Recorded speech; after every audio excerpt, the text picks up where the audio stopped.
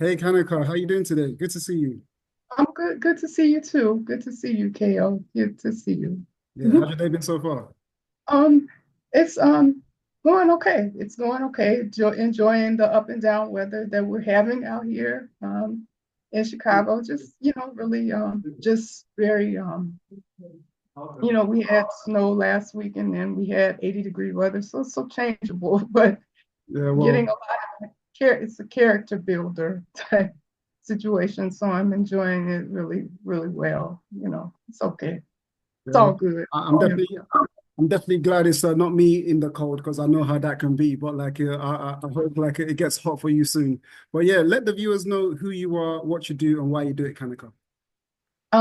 well, I am Kanika Sago, and right now I'm in my journey out here in life.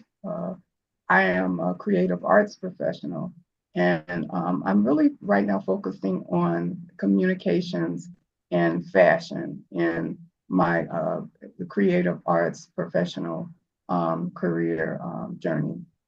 In terms of the communications aspect, I'm more focused right now on a visual side of communication. So visual communications, and that means acting, dance, film, music, and also putting that with a modeling career that I'm always anxiously um, involving or trying or really hoping to continue with that more in my life, in my journey. Excellent.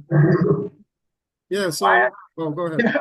why I do it is because at a young age, my mother um, involved me in more so uh, uh, an arts experience. So she at five, as a 5-year old, she involved me in swimming and dance also. So sports and dance, ballet. So that was very helpful. It helped me to understand that I may have had a future in this professionally. She saw some type of promise in me in terms of that. So and my father, was around during that time. He supported me in the recitals that I had for dance. And he also supported me years after afterwards, not so many years afterwards, but as a 12-year-old in terms of modeling. And my mother put me in modeling training. So that's why I'm right now pursuing um, Excellent, excellent. So, you got involved in like the visual artistry, like from a young age of because your parents were supporting you as well. So, at what point did you really feel like, okay, this is what you want to do? Because you were influenced a lot by your parents, but at some point, when did it become like, okay, this is for you now? Like, this is something that you were personally passionate about that you wanted to do going forward? Well, I would say maybe perhaps, my journey is a little bit different as maybe in terms of, but it's probably a similar story that people um, go through. I would say at the age of 11, and my mother actually, she put me in modeling training, modeling school as an 11-year-old. And I said 12, but it's 11. And so I saw then, I would say as a, just as a 5-year-old and just, so it's ages 5 to 11 for me, I would say 5 to 12, 5 to 11, 5 to 12, that I knew that there could be some type of, future involved in a career, but I would have to put it with some type of other skills like um, business, communications, promotional type skills, what we call marketing, branding. I would have to, but marketing so much. So in the business format, I would have to really build myself there. Um, so maybe about between 5 and 12, 5, and 11, at that age, I understood that there was value in what, very much value and discipline in what my mother had put me in, and my father, even though they were not together, my father and mother, in the aspect of being married, they were still supportive. My father supported what my mother, had me involved in. And so, what I was saying, as an 11-year-old, I had suffered just some abuses in terms of bullying at that age. And it was with young men that lived in my neighborhood. So my mother during that time, really luckily, blessings, she put me in modeling training, and that really helped me to kind of put myself back together and go from there. And the process that I went through is, my family, I was still the same to my family. I was, they were obviously, they were supportive, but it was just a very, uh, more so a very challenging, horrific event in terms of a young, maybe a pre-teenager's, my womanhood, my values were tested by some young men in the neighborhood. And I was tampered with. So I went into my modeling training very sad. And so having to be with other young women and just kind of, make friends that way. I had, some issues in this. I hadn't experienced this, as a 5-year-old or anything like that, but it comes later in life, as a teenager, as a preteen, as we say, develops, in their journey. I was different. I was a new child in the neighborhood, new kid on the block, new child in the neighborhood. And so my mother put me in that to kind of shape me away or just get me out of that. That's that particular event, that cycle. And it helped me understand that I had perhaps a future doing this and, other marketable skills for a young Black African American teenager, pre-teenager. And sports was helpful. I swam for a long time. I was on the swim team in high school for a brief period. So that helped in terms of building my character and Right. wanting. Yeah, your volume is a little bit low, so if you can turn it up a little bit, if possible, that would be great. So like, while she was talking, like you mentioned, like your parents like weren't together, but they were still supportive. And in that period, like you experienced like some bullying as well. So shaping, like, that would obviously shape like your perspective and like your reality at that time. So as you grew up and you was like in the industry, like working with different like people as an artist, how did like your background affect your relationships going forward as you started to work with different people? Um, I was more so very, I would say that I was, my background, I worked real well. I think I worked pretty, I've always been a very kind of a private, quiet person. So I, worked real well with people, I would say in my college existence. And, I worked a very, so I was active. I worked well with, the professors that I had. I worked well with, I met students that had similar goals, that had, similar, experiences. We were both, we're all from here, the same city. you know, so I had a really great college background. I went to uh, a couple of colleges, but I still had the colleges that I went, the one that I graduated from and got my degree. I really had a good experience, and that went into the workplace.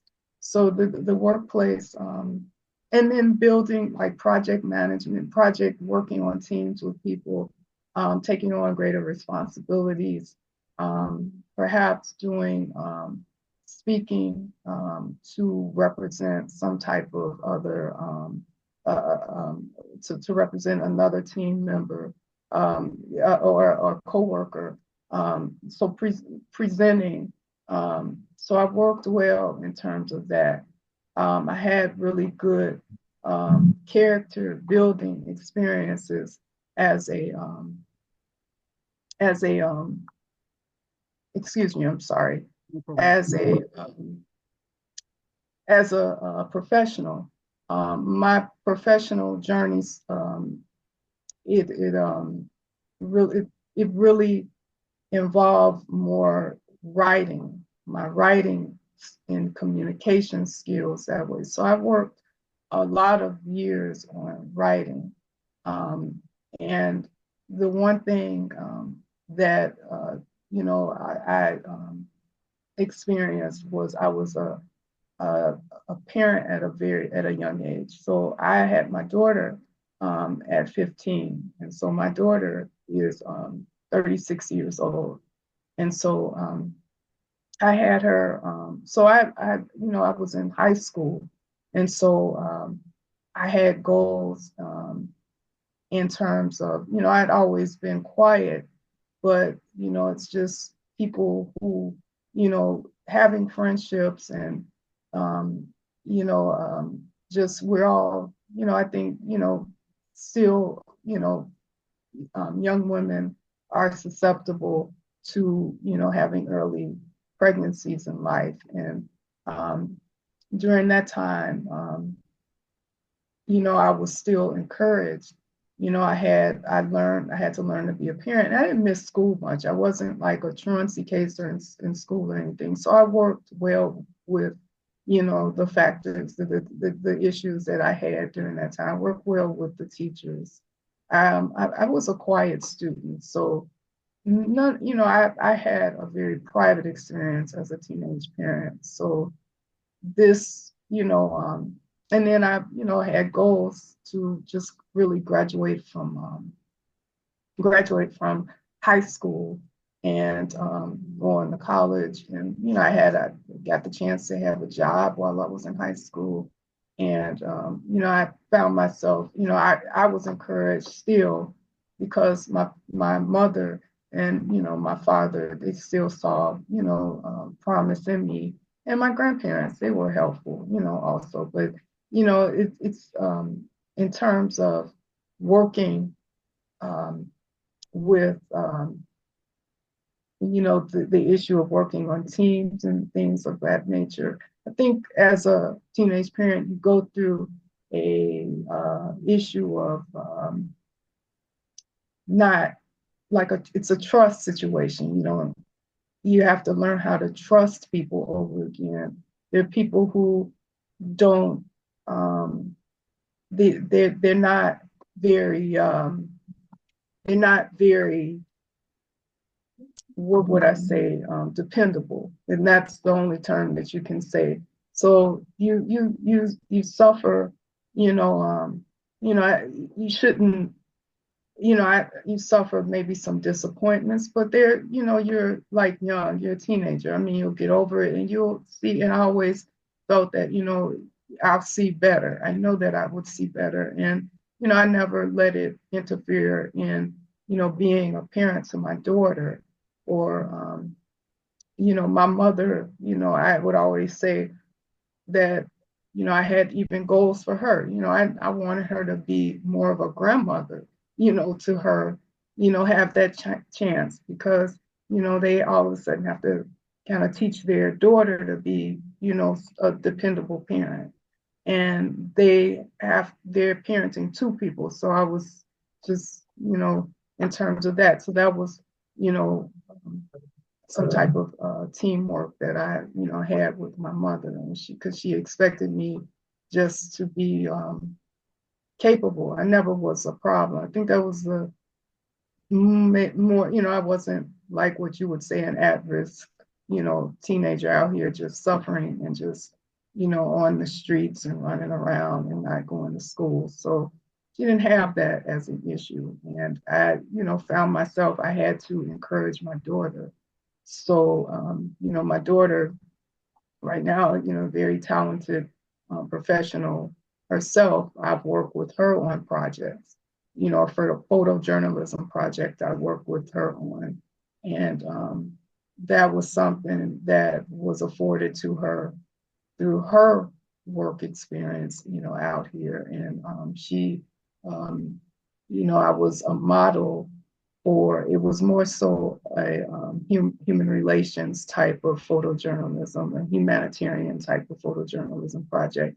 And she did really wonderful photography for that. But in terms of, the other issue with, general workplace, I felt that I really improved, work with people diligently on whatever I was working on. And whether it was just a communications or really strict deadline communications media environment, or it was, the arts, and the arts more so it's very communications and deadline driven.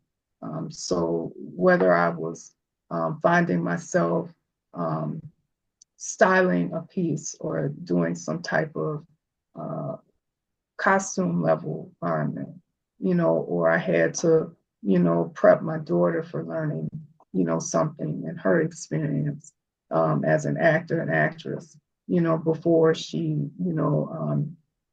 took her additional career journey into journalism is what she's doing now. And she's a very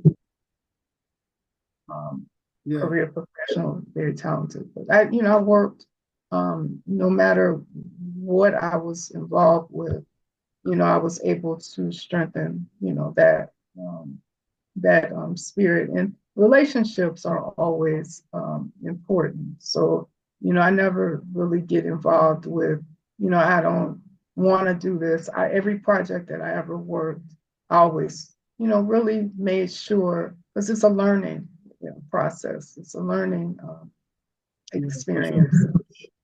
For sure. Yeah, like being a young parent that you were, there will be a lot of struggles that you went through. And even though like you got some support from your parents and things like that, it would still be like a lot of a burden upon yourself that could affect like your personal relationships in terms of like your intimate relationships as well, because of the responsibilities that you took at such a early age. So in what way did it affect your kind of intimate relationships going forward, if at all? And how did you overcome the kind of hurdles that you had to overcome to actually still find good relationships with the person that you was with at the time? Well, I've never been a very heavy like dater. And I think it's just because I've always, as a 15-year-old, I was with my daughter. So, that's the person that, I'm really, dating, or, and people laugh at that, I'm just with her, and that was fine. So, she may have solved some issues for me in terms of just being in a, any other committed relationships. But I felt that, anything, I had one long-term really nice, if I did have any, they were fair. They were really nice. Some things really, one of the challenges is still career, because the careers like are different. The man values his career and the woman values her career. And so at some point they have to just kind of leave and just kind of, that's the conflict in it. So sometimes it's, just for matters. It's not always it's another, I always really, had, my faith in terms of my own self, I had that. And they were really nice men, nice individuals, and they really liked my daughter in terms of that. But it's something with career, and that's always like an issue, something professional. I felt that I would say it's an issue. It still is. It's a challenge, and Yeah. things like that. And then also, sometimes your family or their family can play a factor in, certain the survival of the actual relationship. Right. So I've learned that to be more so in terms of any type of relationship. I've always learned to be very um, just my work is very like necessary, is very important. And so I'm always careful to not let my work, the projects that I have taken on, get in the way. Or I've always, excuse me, made sure that a relationship didn't get in the way of the work that I took on. And meaning that the project, just completed, and be fair with the people that are not involved in that relationship. Don't be nasty. Don't be, because that can travel to your daughter. It's just, also it can hurt her, if you're, you know, dating someone in a workplace, and you're on a project, and then something doesn't turn out, and I'm going to quit and stuff. I've never been involved in, I'm going to stop the project because something didn't work out with this man that I'm dating or whatever. I've never been that type of person. Right. Um, Always. So career can be an issue because it's a balance. It's a very important balance when you're, even if your mate doesn't, is not involved in something with you professionally. It's Right. always, a give and take Right. balance.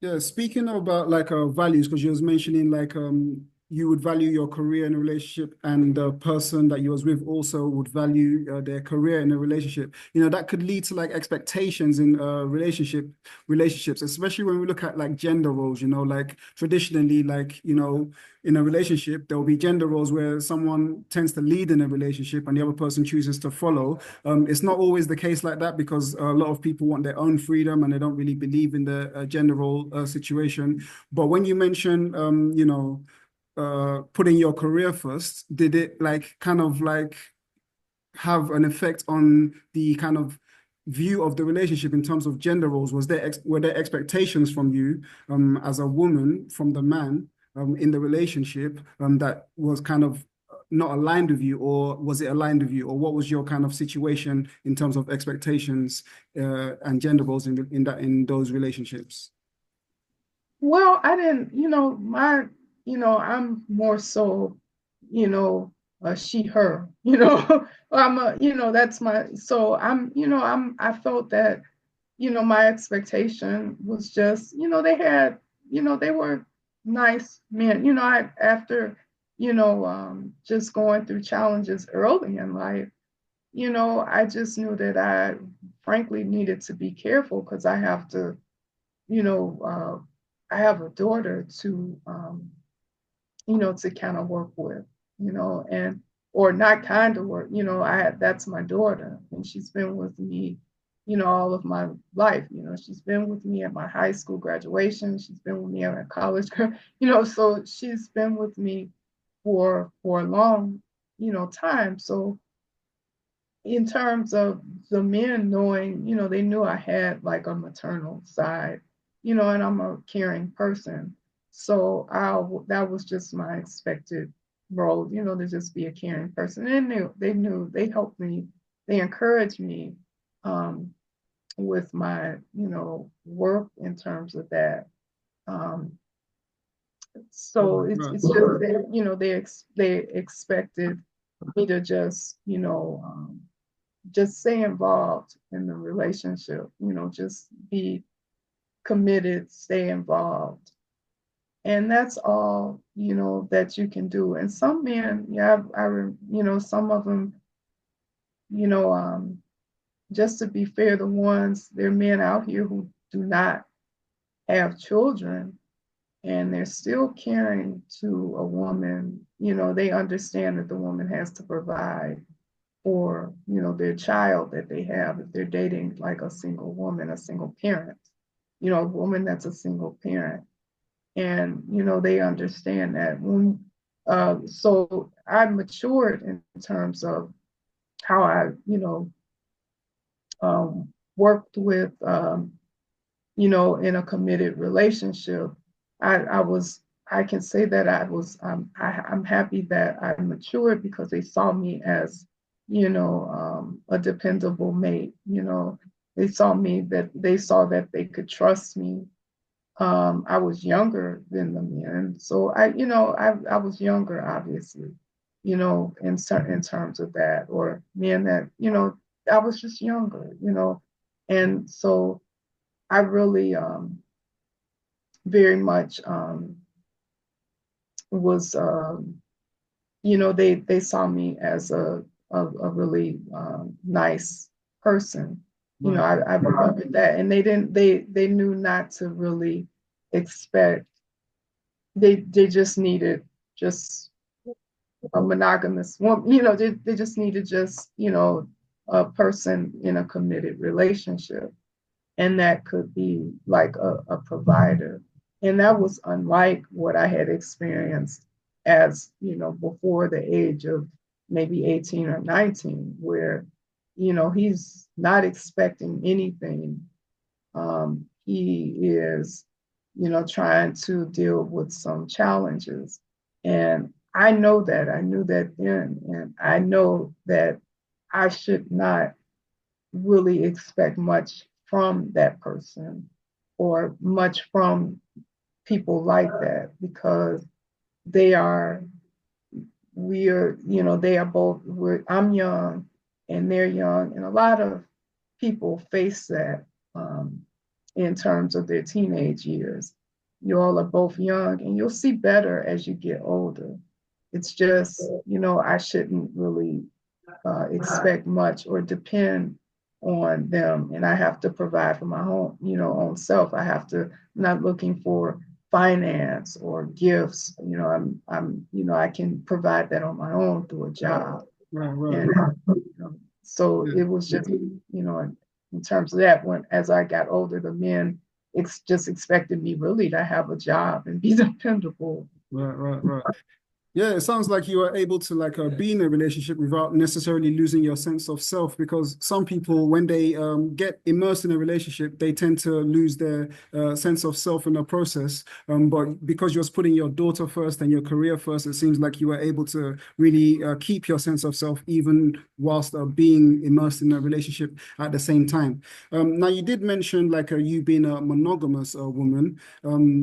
But sometimes people like look at different aspects of relationships and try to see what's more suitable to them. Maybe monogamy is for them, maybe it's not for them, and they start to look at different aspects of relationships, such as a non-monogamy, and they want to see if it's a better fit for them. So, with that being said, what is your viewpoint in general of non-monogamy versus monogamy?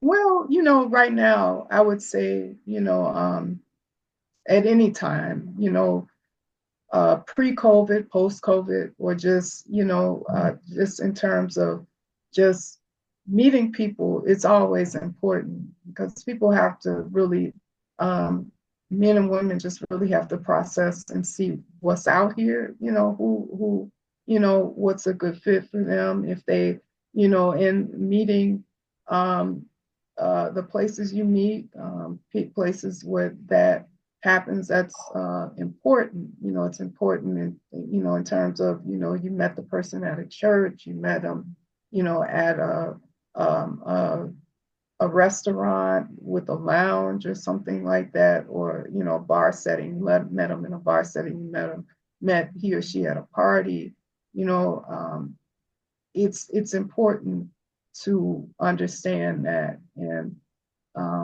routinely, you make your decision to be monogamous based on, you know, a person that you may meet at any of those settings.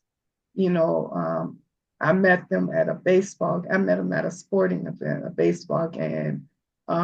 So when you're not, when you're just, it's dangerous to date many different people at the same time, obviously.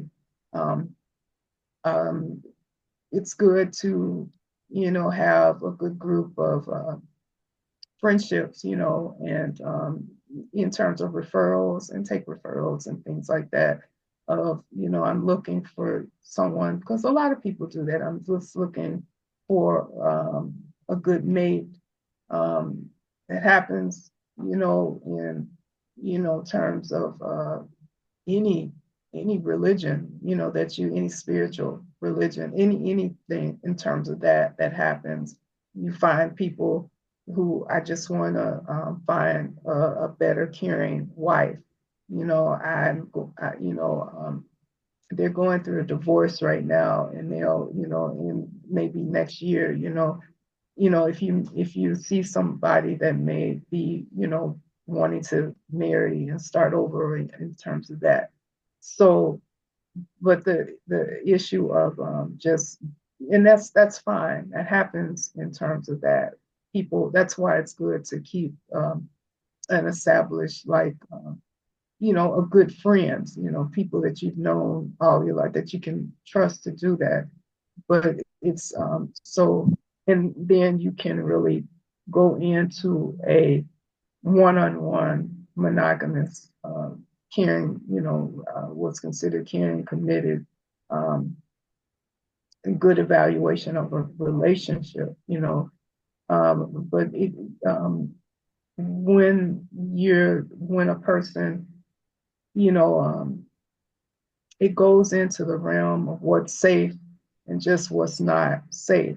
So I would say with things like COVID, you know, with COVID, it's not, you know, and you get things like that, those probably are higher warnings, um, to not be too aggressive in having too many friends, you know, just quote unquote friends, or just uh, uh, uh, people dating with things of gender issues. And it's a very tough topic to even really try to talk about. But the people, you know, you may be a man who is seeking a woman, and the woman may be, you know, more gender friendly to both men and women, and you're a man looking for just specifically, you know, a woman that can be, can, you know, just, not to say that if you know, are liking men and women, you're not a caring person, you know, but I'm saying in terms of the man meets a woman, and the process for him is not good, because the woman is, you know, well, she likes to date men. I know that, but she also likes to date women. So that's probably not a good process. So um, we work, I think a lot of times, most human beings really just want a just a one-on-one relationship with people. It's really tough nowadays, and hurtful in the process. If you have so many different things, you know, I'm going to date this person, and it may even cause, you know, I'm sure it causes arguing, resentfulness, depression issues, you know. So it's good in terms of goals to really focus on what, for a man or a woman, you know, what am I, if I'm going out, am I out to meet a person, or I'm just out to have fun with my girlfriends or something like that, my guy friends? Or are we, you know, you know, because you'll hear a lot. We went out and we weren't trying to meet anyone. We're just minding, and that's a good practice. You know, we're just out and we're just trying to understand, you know, just going out and trying to understand certain this new they're having a 90s dance marathon, or an 80s dance marathon, and they're gonna have that type of activity. And that's good practice for women and men to do that. And it's safe. Um, and it's safe to set goals that way. And you can do that until you it's time to, I think I would like to find someone, and then you can set your goals that way. And that's probably a good, maybe a better process for people going out with their girlfriends or even going out by themselves to understand who they are. Because I've done that. I went out by myself, to understand, it was to a certain nightclub to really just understand the music and that, and just myself. Right. And I was, welcome, okay. Nobody was trying to date me, and I wasn't trying there to meet anybody. I wasn't. So a lot of times you can set goals to kind of get out of that um, people who are, that have the habit that some people have of dating so many people and not being setting goals may help decrease that and get them as close to what I would think is better, Right. a monogamous. Right. Excellent. Excellent. Yeah, so unfortunately we've run out of time. I feel like we can talk about so much more. But like, thank you for everything that you shared. Thank you for all the input that you've given us. So where could people find you, find out more about you, and find out more about what you do? Well, I have a website. It's www.kanikasago.com, my website. And I'm working on it. And I'm always going to be, trying to upload, hoping to upload certain events that way of what I'm involved in. I don't have anything on Instagram or right now. So I'm, more so they can find out me more on www.kanikasago.com. That's KAN as in Nancy, IKASAGO. So www.kanikasago.com. Excellent. And And Kanika is also with us on Mates Coach. So for the viewers, you would also be able to find her on Mates Coach as well. And the links to her website and socials will be in the description, so you can get in touch with Kanika and find out more about what she does. Once again, Kanika, thank you so much for coming on. And briefly, any last words before we wrap up? No last words. I mean, LinkedIn is helpful too. If they want to, LinkedIn. I forgot to say LinkedIn. They can contact me through LinkedIn. But yeah, lovely speaking and hoping to speak more about the issues of just, faith and trust and, building better, capable role models of efficient people, So I'm enjoyed speaking to you today. Yeah. Excellent, excellent. And likewise, Kanika, thank you so much for coming on. Oh, you're welcome. You're welcome.